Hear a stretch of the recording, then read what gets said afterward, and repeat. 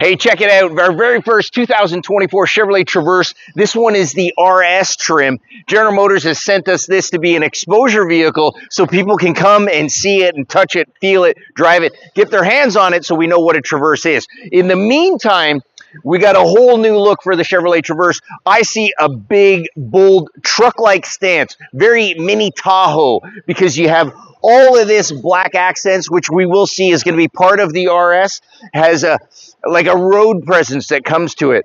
And the similar theme that we've seen in the previous generation Traverse, where you get this dissected headlights, where the headlight is down in through here, where you get a new signature daytime running lamp. And the one thing that I've noticed, it has this tiny little shark fin cutout. And why do I know this? Is because if you follow me over here, other things we've seen in other Chevrolet SUVs is you get this little shark fin that comes here. And just if you take a peek just over on this side, you can see it on the Trailblazer. In the C-Pillar, it does the exact same shark fin appeal. Now, let's get to the side view of this Traverse. First things first, mini Tahoe-like, well, you're going to get the RS gets 22-inch aluminum rims. Again, black accents follow along with the RS theme, and you also get more of these black accents that comes along into your rocker panels. The wording has been blacked out. You come around to the backside, and we got some styling cues that we've noticed. We saw this little boomerang effect that came with the tail lights. The RS gets this clear view. 1 second, I'm going to turn the lights on. So again, you can see you get this smoked out effect where you get a top line and then this little bit of a bottom line and all the black accents surround it, which looks really cool. Again, this black band comes all the way across. RS gets the naturally blacked out Chevrolet bow tie, more of the black wording. And again, being an RS, still got to look sporty. That's where you're going to get your dual exhaust quad or dual tipped exhaust pipes as well. Now, let's check out what a lot of the differences are on the inside.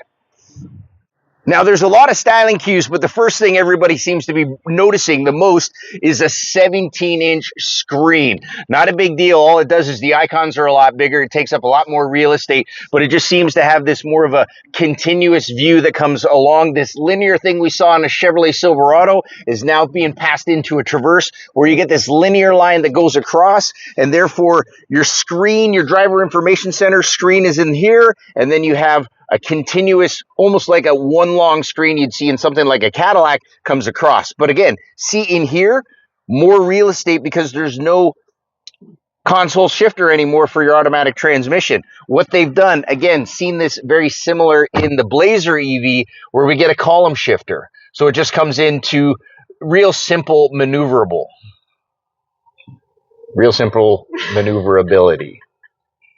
Maneuverable. Yeah. As I said, real simple. You can see the directions. You just pull it towards you, pull down, and now you're in drive. And if you pull it towards you and pull it up, now you're in reverse. And then you can see over here this little button. It says P for park. And now you're back into park. Real simple operation. So design-wise, we've seen this trend, this evolution of the RS to become its own brand. You get these red accents. So you can see, well, I saw it in the Trax originally. Now it's over here in a Traverse, and more of this red contrast stitching. But up top, you get this plastic decorative trim that goes from pillar to pillar with a little extra design on the inside. And let me show you a little bit changes that we've noticed for the 24 model year. So in the second row captain's chairs, they didn't skimp out on the aesthetics of it, because you can see you get a lot of these red accent designs with these captain chairs because it's a 7-seater. Now, when we move to the third row, one thing that I wanted to point out is right behind me, there's a little button here. So from the driver's side, I can actually move my seat forward to get into the third row. And speaking of third row, when I pull these seats back, my 5'8" frame, I'm sitting fairly comfortable. My thighs are somewhat supported. I do have some knee room, and it's not a penalty box that we've seen with other 3-row crossovers.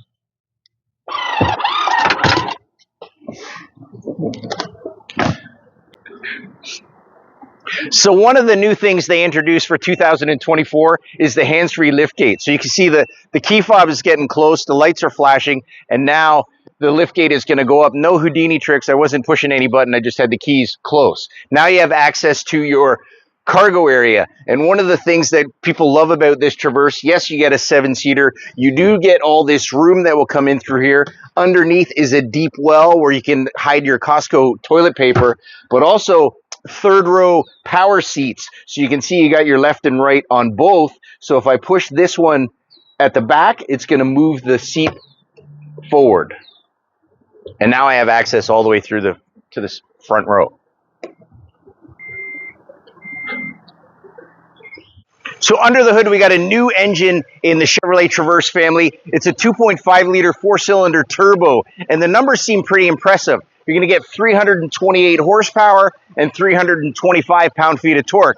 Considering the old V6 in the previous generation, which would get 308 horsepower and 266 pound-feet of torque, numbers-wise, this seems to be like a pretty potent power plant.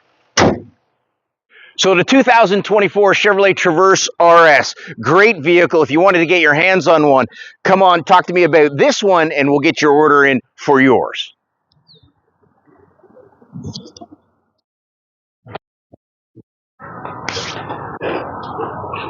I'm coming. We keep seeing this evolution of more of the red accents, red stitching. Sorry, I started moving too fast. Oh, you should have seen Emmy's face.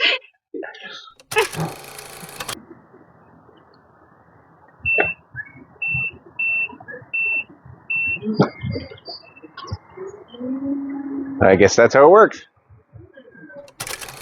So one thing they introduced new, before we used to have to do a little foot dance with it, but no Houdini tricks, just hold the keys close to the back end, kind of stand here for a little bit.